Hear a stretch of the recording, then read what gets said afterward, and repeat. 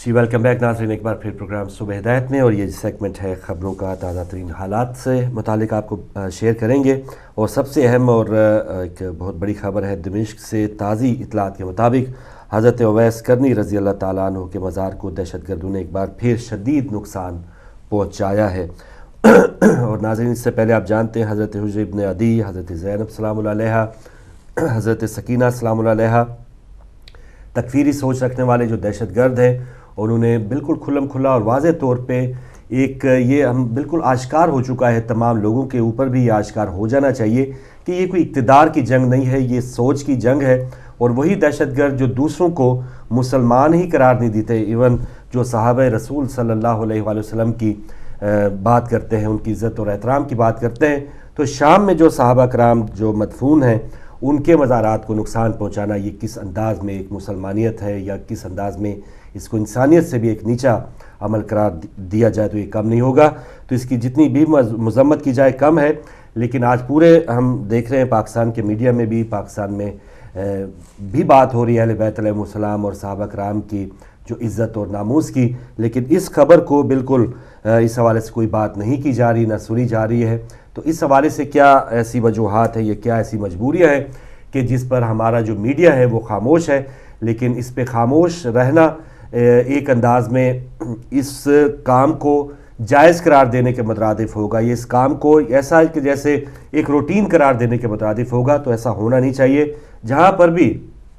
صحابہ رسول صلی اللہ علیہ وآلہ وسلم یا اہل بیت علیہ السلام کی شان میں کوئی کمی یا کوئی گستاخی کرتا ہے، چاہے وہ پاکستان میں کوئی ایک چینل کرتا ہے، چاہے کوئی تنظیم کرتی ہے، چاہے کوئی پوری ایک دہشت گرد تنظیم کرتی ہے، اس کی بھرپور مذمت کرنی چاہیے، اور اسی جوش اور ولولے کے ساتھ، اسی محبت اور اسی ایک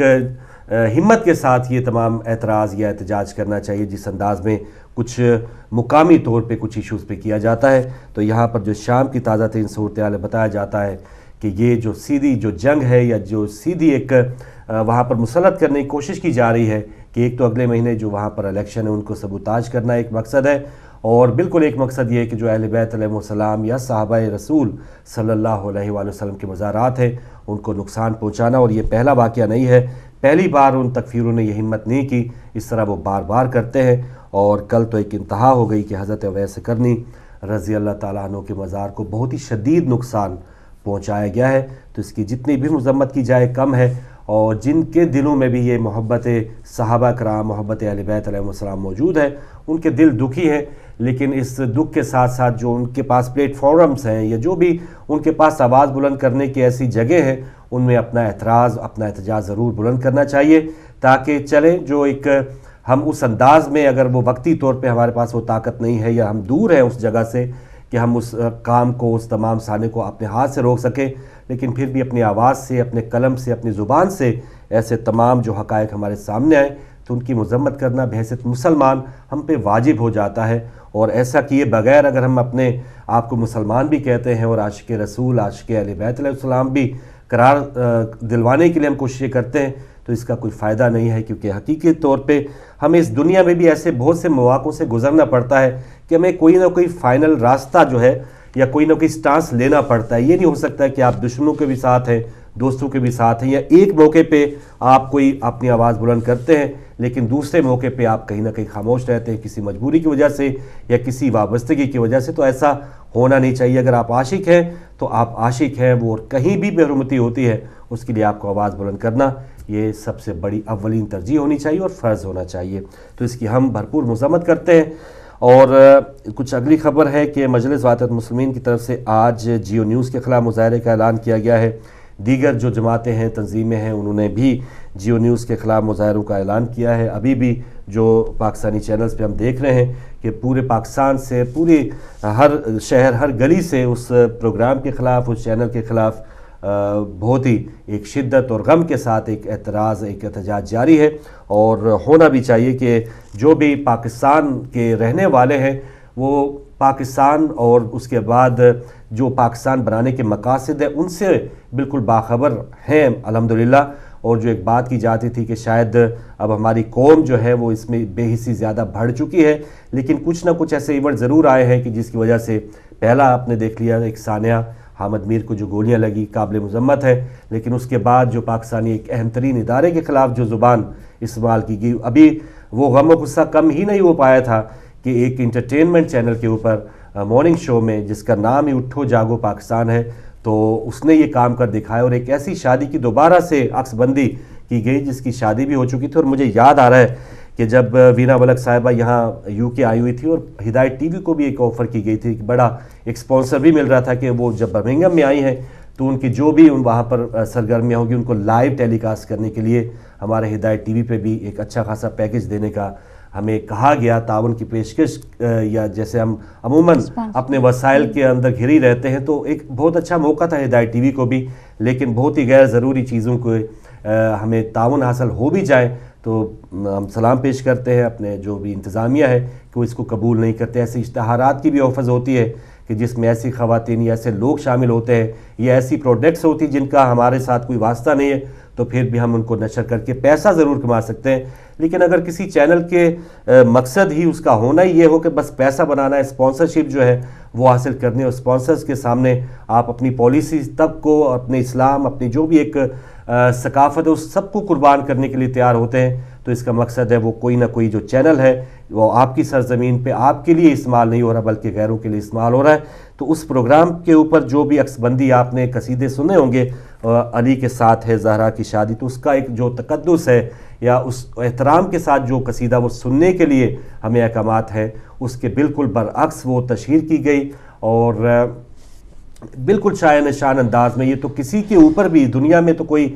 جو مولائے کائنات ہیں ان کے برابر کے تو نہ کوئی مرد ہو سکتے ہیں، اور خاتون جنت سلام اللہ علیہا کے برابر میں تو ان کے پاؤں کے خاک جو ہے ان کے برابر بھی کوئی خاتون نہیں ہو سکتی، نہ ہوں گی۔ تو ایسی دو عظیم ہستیوں کے بول جب جاری ہوں، وہ جو قوال ہے یا جو بھی قصیدہ خواہ ہے وہ بول رہے ہوں، اور جو اسکرین کے اوپر آپ ایک خاتون کو دیکھ رہے ہوں جن کے آپ ماضی سے بالکل واقف ہیں، ایک مرد کو آپ دیکھ رہے ہوں جن کو ظاہر ہے بہت سے کمیاں، ہم میں بھی بہت سی کمیاں ہوں گی، لیکن کیا ایسی وجہ ہے کہ وہ چینل جو ہے یا اس کی پالیسی بنانے والے یا اس کو آگے ٹیلی کاسٹ کرنے والوں نے ایک لمحے تک یہ بات سوچی نہیں؟ تو اس بات پہ ضرور ایک سوالیہ نشان۔ اور اب جو غم و غصہ دیکھا جا رہا ہے، وہ لوگ بھی جو پہلے معاملے میں ذرا خاموش تھے، اداروں کا معاملہ تھا کہ چلیں ہو سکتا ہے کسی خاص ایجنڈے کی وجہ سے کچھ کام ہو رہے ہوں آپس میں، جو ایک دوسرے کی کلیش بازی ہوتی ہے اس کا ایک وجہ ہو سکتی ہے، لیکن اس آنے کے بعد یا اس وجوہات کے بعد جو نیوز پہ جو ISI کے خلاف زہر اچھالا گیا، اس کے بعد جو مارننگ شو میں دکھایا گیا تو ایسا لگا کہ کوئی اس چینل کی پالیسی وہ بجائے کہ پیچھے آنے کے یا تھوڑا سا اپنے آپ کو اثر و اس کا جائزہ لینے کے، وہ تو بالکل مدر پیدر آزاد ہو چکی ہے، یا اس میں کوئی بھی لگام ڈالنے کے لیے کوئی بھی اس کا نہ تو انتظام کرنے والا اس کے لیے کوئی اپنا قدم بڑھا رہا ہے، اور نہ ہی پھر جو ویورز ہیں شاید ان کی طرف سے کوئی نہ اعتراض ہونا ایک وجہ یہ بھی ہو سکتی ہے۔ لیکن اب جو اعتراض بھی آیا فوراً معافی بھی مانگ لی گئی، لیکن معافی بھی ہمارے بہت سے جو ویورز ہیں ان کی بھی رائے ہم لیں گے، اور کل کی جو خبریں آ رہی ہیں انہوں نے بھی، عوام نے بھی اس معافی کو، اس پریزنٹر کی یا اس ہوسٹ کی معافی کو یکسر جو ہے وہ اس کو اعتراض کیا ہے یا مسرت کر دیا ہے کہ اس معافی کا اگر مانگنا ہے تو اس ادارے کے جو سربراہ ہے اس کو معافی مانگنی ہے، اور بالکل صحیح الفاظ میں معافی مانگنی ہے۔ کل اسی ادارے کے ایک بہت ہی اہم شخصیت ڈاکٹر عامر لیاقت، جن کی آپ پہلے سے آپ بھی ویڈیوز دیکھ چکے ہیں کہ وہ کیمرے کے اوپر کیا ہوتے ہیں اور آف کیمرہ کیا ہوتے ہیں، ان کی ویڈیوز بھی آپ کے سامنے ہیں، تو انہوں نے سعودی عرب سے کال کر کے وہ اس انداز میں معافی مانگ رہے تھے کہ ٹھیک ہے ہم نے معذرت کرتے ہیں لیکن دوسرے چینلز بھی بہت کچھ چلاتے رہے ہیں، لیکن یہ ایک معافی کا انداز یہ نہیں ہو سکتا کہ اگر آپ نے غلطی کی ہے، آپ اپنے ادارے کے ترجمان ہیں، آپ اپنے ادارے کی طرف سے کچھ نہ کچھ اس کا ازالہ چاہتے ہیں تو اس کے الفاظ کچھ اور قسم کے ہونے چاہیے۔ ایسا نہیں ہونا چاہیے کہ آپ ایک طرف پہ اپنا معذرت خانہ رویہ بھی اپنا رہے ہو، دوسری طرف دوسرے چینلوں کو بھی لپیٹ رہے ہیں۔ کوئی چینلوں کے ساتھ یہ جنگ یا کوئی اس قسم کا یہ تصادم نہیں ہے، یہ ایک عقائد کا ایک معاملہ ہے، مسلمانوں کے عقائد کا، پاکستان کی جو ثقافت ہے اس کا معاملہ ہے۔ اس کا مارننگ شوز میں ہم پہلے بھی کئی بار ذکر کر چکے ہیں کہ مارننگ شوز میں شادیاں، مارننگ شوز میں فیشن شوز اور مارننگ شوز میں اس قسم کے لوگوں کی ترجمانی یا تشہیر کرنا کہ جس کا عام پاکستانی سے دور دور تک کوئی رشتہ ہی نہیں ہے۔ وہ جو غریب گھرانوں کی بچیاں ہیں وہ اگر دیکھتے ہیں کہ وہ جو ماڈلز ہیں وہ لاکھ لاکھ 2-2 لاکھ 10-10 لاکھ روپے کی ملبوسات پہن کے دلہنیں سج رہی ہیں، تو ایک احساس کمتری اس چینل نہیں ہے، بلکہ بہت سے اب میڈیا چینل جب اس قسم کے پروگرام پیش کرتے ہیں تو ویسے ہی بحیثیت پاکستانی جو ایک اس وقت ایک شدید ایک مشکلات سے دوچار ہے، پاکستانی شدید مشکلات سے دوچار ہے، تو ان کو دیکھ کے یہ احساس کمتری ہوتا ہے کہ یہ رہن سہن، یہ ٹھاٹ باٹ، یہ ہماری گلیوں محلوں میں تو ہوتا ہی نہیں ہے، تو یہ کن لوگوں کی ترجمانی کر رہے ہیں۔ تو پہلے ہی غم و غصہ، یہ پہلے ایک جو ڈسٹنس تھا ان پروگراموں کا اور عام پاکستانیوں کا، پہلے سے اس کا وجود تھا، لیکن اب تو ثقافت پہ بھی حملے ہو گئے، اداروں پہ حملے ہو گئے، اور پھر اسلام پہ اور اسلام کی جو بڑی شخصیات ان پر بھی اس قسم کے جو پروگرام پیش کرنا ایک جو اس وقت وہ لپیٹ میں ہے، وہ بالکل حق بجانب ہے۔ اور پیمرا جو ایک ادارہ ہے، اس پر آگے چل کے کیونکہ ہمارا ٹاپک یہ ہوگا، پیمرا پہ ہم ضرور بات کریں گے کہ آیا وہ اس قسم کے پروگرامز نوٹس ضرور دے دیا ہے، لیکن اس قسم کے پروگرامز کے اوپر وہ کیا عملی طور پہ اقدامات کرتی ہے کہ یہ بس نوٹس برائے نوٹس ہوتا ہے، چند ٹائم گزرنے کے بعد اس کے بعد پھر جب وہ معاملات ختم ہو جاتے ہیں دوبارہ وہ معاملہ ویسے کا ویسے ہی ہوتا ہے۔ تو پیمرا کیا کرے جس کا کام ہی ایسے پروگرامز کو واچ کرنا ہے؟ تو یہاں پر جیسے یہاں پر ایک ادارہ ہے آف کام کا، ایک نیچے ٹکر چل جائے، ایک پروگرام اس قسم کا نشر ہو جائے کسی کی دل آزاری یا کسی کی توہین سے مطابق، تو پھر یہاں پر باقاعدہ پوچھ ہوتے ہیں، اور بڑے بڑے چینلز کو کتنے ہزار پاؤنڈ جرمانہ ہو چکا ہے۔ تو کیا اتنا بالکل اس قسم کا آزاد ادارہ پیمرا اگر ہو سکتا ہے تو پھر تو اچھی بات ہے، اس کی بھی اثر نو تھوڑا سا جائزہ لینا چاہیے۔ اور حکومت جو اس وقت پوری پشت پناہ بنی ہوئی ہے اسی چینل کی، تو اس کی کیا وجوہات ہیں، اس پر بھی ضرور اب پاکستانی تھوڑے سے پریشان ہیں کہ اس کی کیا وجوہات ہے کہ ہر چیز کی دھجیاں میں کھیلی جا رہی ہیں، لیکن پاکستان کی حکومت جو ہے وہ کوئی بھی ایکشن لینے میں اب بالکل گریزہ ہے یا خاموش ہے یا ہچکچا رہی ہے۔ اس کی کیا وجوہات ہے، آگے چل کے آپ سے بھی رائے لیں گے۔ جی، P T I Pakistan Tehreek Insaf کا الیکشن کمیشن کے سامنے احتجاج آج ہوا اور پولیس کا لاٹھی چارج بھی ہوا۔ پاکستان تحریک انصاف نے پچھلے آپ دیکھا کہ ڈی چوک پہ ایک بہت بڑا جلسہ بھی کیا، اور اب فیصل آباد میں جلسہ کرنے جا رہی ہیں۔ بہت سے جو ان کے جو مخالفین ہیں ان کا یہ کہنا ہے کہ ٹھیک ہے پاکستان میں دھاندلی ہوئی ہے، تو کیا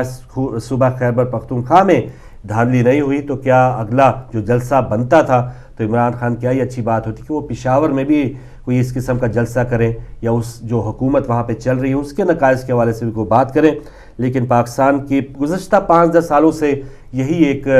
نقصان چلا آ رہا ہے کہ جو اپنے صوبے میں کام چل رہا ہے، جو اپنی حکومت یا اپنی سیاسی جماعت کے زیر سایہ جو بھی ہو رہا ہے وہ بالکل ٹھیک ہے، اور جو دیگر صوبے بچتے ہیں یا دیگر جماعتوں کے زیر سایہ جو بھی کام ہو رہے ہیں وہ بالکل غلط ہے۔ تو ایسا ہونا نہیں چاہیے بالکل۔ اگر آپ غیر جانبدار ہو کے جائزہ لینا چاہتے ہیں تو پھر آپ کو چاہے صوبہ خیبر پختونخوا کی دھاندلی ہو، پنجاب کی، سندھ کی، بلوچستان کی، اس میں بالکل کوئی فرق نہیں کرنا چاہیے۔ بہرحال آج لاٹھی چارج ہوا، اور اس کے بعد عوام یہ لاٹھیاں عمران خان کو نہیں پڑی ہوں گی، شاہ محمود قریشی صاحب کو نہیں پڑی ہوں گی، اپنے جاوید ہاشمی صاحب کو لاٹھیاں یہ نہیں پڑی ہوں گی، یہ انہی نوجوانوں کو لاٹھیاں پڑی ہوں گی جن کو یہ بلا کے لاتے ہیں، یا جو ایک جذبہ ایک ولولہ لے کے آتے ہیں کہ شاید یہ جماعت جو ہے ہمیں کچھ نہ کچھ آگے چل کے فائدہ پہنچائے گی۔ اور یہ لاٹھیاں کھانے والے تحریک انصاف میں ہی نہیں ہیں، یہ پیپلز پارٹی میں بھی ہیں، کاف لیگ میں بھی ہیں، نون لیگ میں بھی ہیں، اور یہ جو بڑے سیاستدان ہیں یہ کب آپس میں ایک ہو جائیں، تھوڑا سا جو ہم آگے کمر کر دیتے ہیں لاٹھیاں کھانے کے لیے،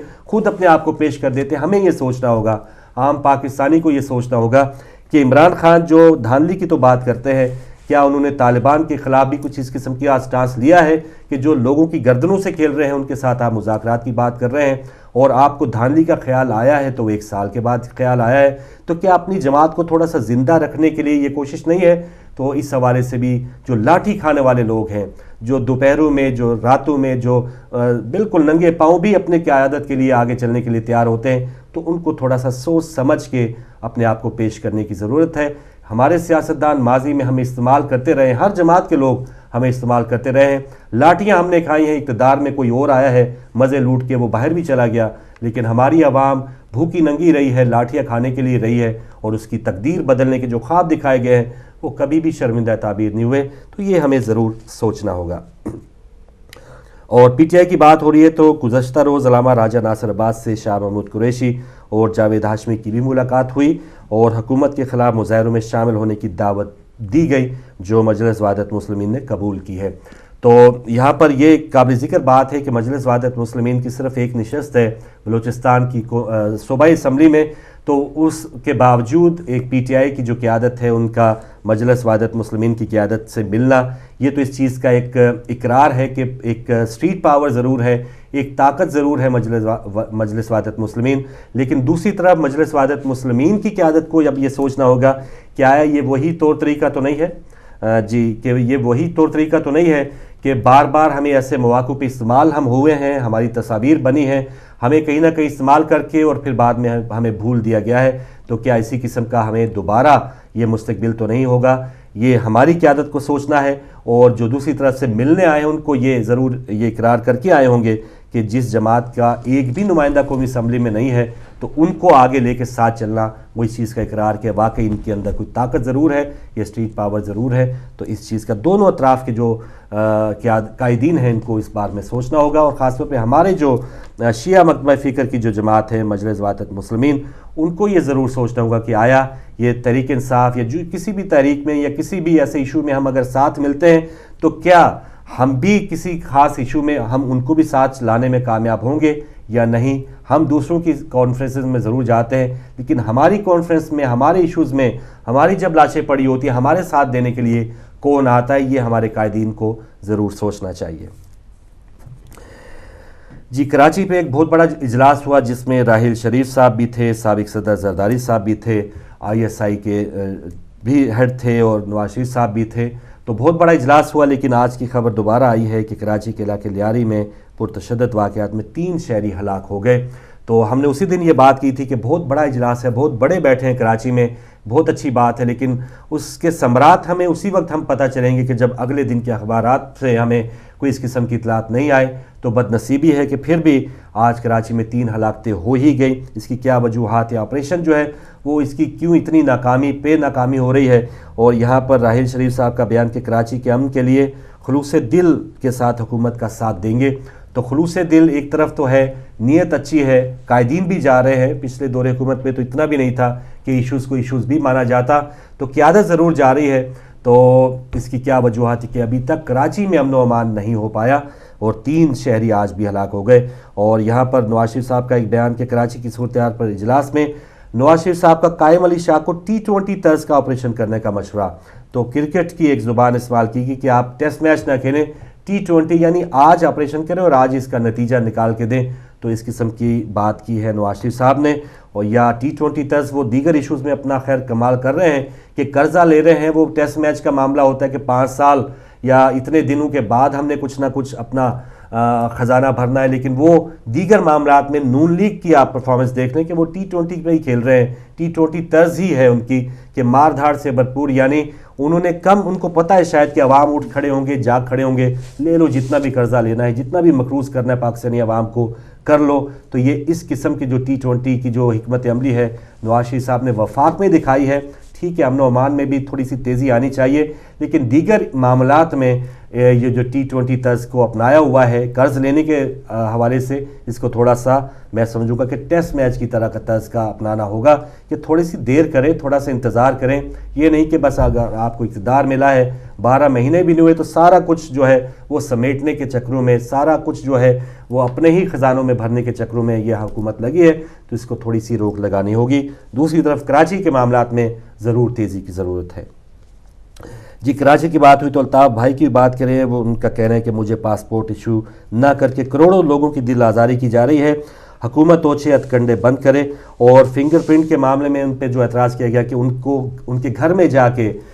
کیوں فنگر پرنٹ لیے گئے، تو اس کے جواب میں ان کا کہنا تھا کہ فنگر پرنٹ گھر جا کر لینا غلط ہے، تو مریم نواز کا نام تبدیل کرنے کا پروسیس 1 دن میں کر دیا گیا، اور ان کے فنگر پرنٹ نادرا یہاں کے جو ہائی کمیشن ہے لندن میں، ان کا جو عملہ ہے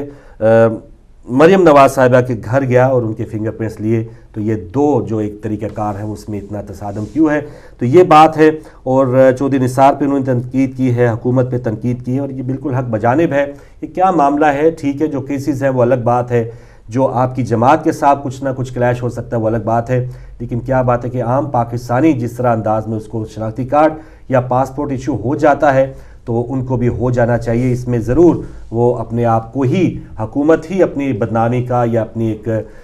ایک برے تاثر کو ضرور ان کو نظر آ رہا ہوگا پوری دنیا میں، اور پورے پاکستانی عوام میں ان کا جو ایک بھرم یا ساکھ ہے خود ہی متاثر ہو رہی ہوگی۔ تو حکومت پاکستان کو چاہیے کہ دیگر معاملات ایک طرف، پاسپورٹ جو ہے یا شناختی کارڈ وہ جلد سے جلد ایشو کریں تو وہ ان کے لیے اپنی بہتر ہوگا۔ جی آتے ہیں انڈیا کی خبریں، اور انڈیا میں سب سے جو اہم خبر ہے نریندر مودی صاحب جو ہیں آج نتائج اور آج گنتی بھی ہو رہی ہے، تو اب ابتدائی نتائج میں بالکل واضح اب پتہ چل چکا ہے کہ نریندر مودی صاحب ہی انڈیا کے نیکسٹ پرائم منسٹر ہوں گے، اور ان کا ایک بیان بھی آیا ہے۔ ان کا یہ کہنا ہے کہ چین سے بھی دوستی ہوگی اور پاکستان سے بھی، کشمیر سمیت تمام مسائل کا حل نکالا جائے گا اور یہی ہماری پالیسی ہوگی۔ تو میڈیا کے ساتھ انہوں نے بات کرتے ہوئے وہ اس سے بالکل تھوڑا سا چینج سٹانس یا چینج رویہ اپنایا ہے، جس کی ایک توقع ضرور کی جا رہی تھی کہ جس طرح بی جے پی نے الیکشن میں ایک کیمپین چلائی مسلمانوں کے خلاف، پاکستان کے خلاف، دیگر ہمسایوں کے خلاف، تو اس سے تھوڑا سا اب سکون میں یا تھوڑا سا ایک چینج رویہ سامنے آیا ہے نریندر مودی صاحب کا، اور ان کا کہنا ہے کہ پاکستان سے اور چین سے دوستی ہوگی۔ تو یہ ایک اچھی بات ہے، دوستی ہونی بھی چاہیے، کیونکہ ہمسائے آپ کبھی تبدیل نہیں کر سکتے، اور ایسے ہمسائے کہ اب وہ ہمسائے کہ جو نہتے ہوں، جن کے پاس آپ کے برابر طاقت نہ ہو، لیکن پاکستان بھی ایک ایٹمی طاقت ہے، چائنا تو ہے ہی ہے، تو ایسے ممالک کے ساتھ آپ تصادم نہ کر ہی نہیں سکتے، تو اس کی بات کرنے کی ضرورت ہی کیا ہے۔ تو اگر آپ نے ووٹ لینے کے لیے ہر بار استعمال کیا، وہ ٹائم گزر گیا، اگلے 5 سال آپ کے اقتدار میں ہوں گے، تو اب آپ کا یہ فرض ہے، اور یہ اچھا بیان ہے، اور ہمیں امید ہے کہ آئندہ کے جو ان کے دن آئیں گے بحیثیت وزیر اعظم، وہ بحیثیت پاکستان کے جو ہمسایہ ہے اس کے ساتھ بھی تعلقات اچھے ہوں گے، اور جو مسلمان انڈیا میں یہاں پر ہیں ان کے لیے بھی ان کا رویہ، اور جو ان کے اپنے ہی لیڈرز کی طرف سے کچھ اس قسم کے بیانات آئے کہ سبھی دہشت گرد مسلمان ہیں، اگر جنہوں نے ہمیں ووٹ نہیں دینا وہ پاکستان میں چلے جائے، تو ایسے لوگوں کو تھوڑی سی ان کو بھی لگام دینی ہوگی، اور اپنا بحیثیت وزیر اعظم مسلمانوں کے ساتھ جو رویہ ہے اسے بہتر بنائیں گے، امید تو یہی کی جا سکتی ہے۔ جی بریڈ فورڈ کی یہ خبر ہے کہ بریڈ فورڈ کے رکن پارلیمنٹ جارج گیلوے نے وزیر داخلہ تھریسا مے سے مطالبہ کیا کہ بریڈ فورڈ کی بعض مساجد میں بائبل تقسیم کرنے کا نوٹس لیا جائے۔ تو یہاں پر بھی انتہا پسندی، یہ کسی کے چہرے پہ نہیں لکھا کہ وہ انتہا پسند، ظاہر ضروری ہے کہ وہ مسلمان ہی ہو یا ضروری ہے کہ عیسائی ہو، تو اس کا نہ عیسائیت سے کوئی تعلق ہے، نہ اس کے کوئی اسلام سے کوئی تعلق ہے۔ تو اگر بریڈ فورڈ کی بعض مساجد میں بائبل کو بالکل تقسیم کیا گیا ہے اور دھکے اور یا ایک دھونس کے ساتھ تقسیم کیا گیا ہے، اس کی بھرپور مذمت کی گئی، اور باقاعدہ انکوائری کے لیے کہا ہے وہاں کے رکن پارلیمنٹ جارج گیلوے نے۔ اور ڈاکٹروں کی خراب لکھائی سے متعلق یہاں کی ایک ہیڈ لائن بھی اخبار کے اندر کہ bad writing by doctors puts lives in danger, کہ بہت سی جو بری لکھائی ہے ڈاکٹرز کی وہ مریضوں کی جان سے کھیلنے کے مترادف ہے، اور یہاں ڈاکٹر کی خراب لکھائی مریضوں کے لیے خطرات پیدا کر رہی ہے۔ مانچسٹر کے 2 بڑے اسپتالوں کے سروے رپورٹ، ایک نرس کے مطابق بعض ڈاکٹروں کے نوٹس پڑھنا ناممکن ہوتا ہے۔ تو یہ بھی خبر تھی جو اب چلیں دیکھتے ہیں اب ڈاکٹر جو ہے وہ آئندہ خوشخطی کے لیے کیا حربہ استعمال کریں گے۔ اور کھیل کی خبروں میں سابق Zimbabwean batsman grant flower Pakistani team کے اگلے 2 سال کے لیے بیٹنگ کوچ نامزد کر دیے گئے ہیں، اور نیوزی لینڈ کے سابق بیٹسمین لو ونسنٹ نے کچھ اپنے اور پاکستانی کرکٹرز کو میچ اور سپورٹ فکسنگ میں ملوث ہونے کا الزام بھی لگایا ہے۔ تو انشاءاللہ کبھی سپورٹس ٹاک میں اس پر بات کریں گے۔ اب جانتے ہیں آج کی فائدے کی بات۔ بہت شکریہ فاروق بھائی جی۔ ناظرین، آج کی فائدے کی بات میں ہم جو ڈسکس کر رہے ہیں وہ ایکنی ہے، کیل مہاسے، دانے، داغ، دھبے چہرے پہ جتنے بھی ہیں اس کی بات کر رہے ہیں۔ ایکنی زیادہ ڈسکس کر رہے ہیں فی الحال، اور آج 2 چیزیں آپ کو دیں گے، 3 چیزیں، اور پھر بڑھیں گے بریک کی جانب۔ سب سے پہلے یہ کہ ملتانی مٹی ہم سبھی جانتے ہیں کہ بہت فائدہ مند ہے اسکن کے لیے۔ ایکنی کے لیے کس طرح فائدہ مند ہے، اس کے لیے آپ کو کیا کرنا ہے کہ ملتانی مٹی پیس کر، جو اس کے بعد جیسے ظاہر ہے وہ سخت ہوتی ہے جب بازار سے ہم لیتے ہیں، آپ اس کو پیس لیں، اور پیس کے آپ کو ٹماٹر کے رس میں بھگونی ہے۔ ہم کیا کرتے ہیں ارکے گلاب میں بھی بھگوتے ہیں، یہاں جو میں آپ کو دے رہی ہوں وہ میں دے رہی ہوں ٹماٹر کا رس۔ آپ نے ٹمیٹو جوس میں،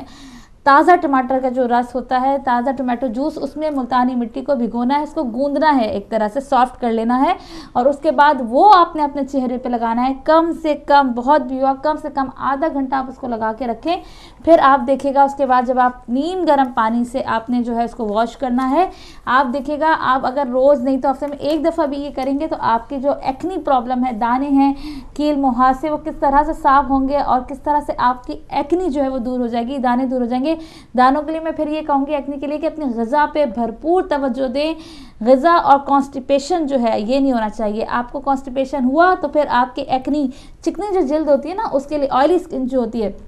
अगर उन लोगों को कॉन्स्टिपेशन हुआ तो 100% उनको एक्नी प्रॉब्लम होगी। सेकेंडली है कि अगर ज़्यादा कोई प्रॉब्लम है अपने एक्नी में तो अपने जीपी अपने डॉक्टर से ज़रूर रब्ता करें। और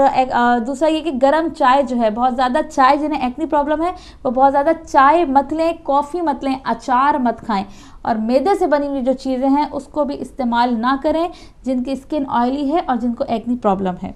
उसके बाद खुश रहा करें, खुश रहने से भी स्किन पे बड़ा फ़र्क पड़ता है। अगर आप खुश रहेंगे, जले कुड़े नहीं, इंसान अगर किसी से जलता है तो उसका असर जो है ना चेहरे पे ज़रूर होता है। हमेशा खुश रहा करें, हशाश बशाश जो होगी देखी जाएगी, अल्लाह सबसे बड़ा मालिक है। इन चीज़ों से भी पता है इंसान की सोच से, इंसान के खाने से, उससे बहुत स्किन पे बहुत फ़र्क पड़ता है। सोच को पॉजिटिव रखें। उसके बाद टमाटर का रस, टोमेटो जूस की बात हो रही है, एक तो आपने मुल्तानी मिट्टी का मैंने बताया, एक आपने ये करना है कि फ्रेश टोमेटो जूस डेली रोज़ाना 1 गिलास आपने पीना है। अगर सादा ना पिया जाए, इसमें थोड़ी सी काली मिर्च नमक डालें, बर्फ़ डाल के देखें, बहुत ही मज़े का लगता है, मुझे बहुत पसंद है। तो टमाटर का रस जो है, टोमेटो जूस आप निकालें जूसर से और फिर उसको डेली पिएं 1 गिलास। आपकी स्किन इतनी अच्छी होगी, कोई एक्नी प्रॉब्लम नहीं होगी, कोई भी मसला नहीं होगा। ये एक्नी के लिए ज़्यादा फ़ायदेमंद है। अच्छा जी, आगे बढ़ते हैं। नीम, जनाब नीम ज़रूर, आजकल मैं आपको बहुत ज़्यादा नीम की पत्तों के बारे में बता रही हूँ। आज भी ये बताऊंगी कि नीम के पत्तों को आप उबाल लें, पानी थोड़ा सा ठंडा होने के बाद उस पानी से आप मुंह धोएं तो आपकी एक्नी जो है वो ख़त्म हो जाएगा। और दूसरा ये कि नीम के साबुन भी आते हैं, लेकिन किसी अच्छे ब्रांड, अच्छी कंपनी के जो नीम के साबुन हो उससे अगर आप मुँह धोएँ तो उससे भी एक्नी प्रॉब्लम जो है वो दूर हो जाती है, दानों का मसला हल हो जाता है। उसके बाद जो है नीम, इससे जो है ना चिकनी जिल्द, अगर आपकी चिकनी जिल्द है तो नीम के पानी से मुंह धोने से आपकी चिकनी जिल्द जो है वो नॉर्मल होने की तरफ आएगी, क्योंकि असल जो वजह होती है एक्नी की वो ज़्यादातर ऑयली स्किन ही होती है। आगे बढ़ते हैं। और नारंगी जनाब, ऑरेंजेस अगर आप लें, मौसम्बी, नारंगी, ऑरेंज जो भी आप ले लें, उसके छिलके जो है आप धूप में खुश्क करने के बाद पीस लें, पाउडर की फॉर्म में वो आराम से आ जाते हैं। रख दें आप 3-4 दिन के लिए। अक्सर देखा है कि उसको पीस के बहुत से लोग बाद भी उससे लेते, लेकिन ये जो मैं आपको बता रही हूँ कि नारंगी के पत्तों को आपने पीसना है और उसको पीसने के बाद आपको अपने चेहरे पे लगाना है। अरकी गुलाब में भी आप मिला के उसको अपने चेहरे पे लगा सकते हैं, या वैसे ही आप उससे फेस वॉश की तरह मुंह धोएं तो उससे भी आपके एक्नी में बहुत ज़्यादा फ़ायदा होगा, आपकी एक्नी दूर होंगे। मुझे उम्मीद है 3 चीज़ें आपने नोट की होंगी, नीम के पत्ते और ऑरेंजेस के छिलके जो है, और उसके बाद जो है तीसरी चीज़ मुल्तानी मिट्टी और टोमेटो जूस। मुझे उम्मीद है ये आपने नोट किया होगा। बहुत आसान से किचन की चीज़ें आराम से यूज़ करें और अपनी एक्नी से निजात पाएँ। अब बढ़ते हैं फारूक भाई की जानिब। जी बहुत शुक्रिया नाज़रीन, और ब्रेक का वक्त है। ब्रेक के बाद जब वापस आएंगे, जो आज का हमारा टॉपिक है कि हमें बार बार यही बात की जाती थी कि उठो जागो पाकिस्तान, तो इस वक्त पाकिस्तान उठा भी हुआ है, जागा भी हुआ है, तो थोड़ा उस हालात पर बात करेंगे इस छोटी सी ब्रेक के बाद।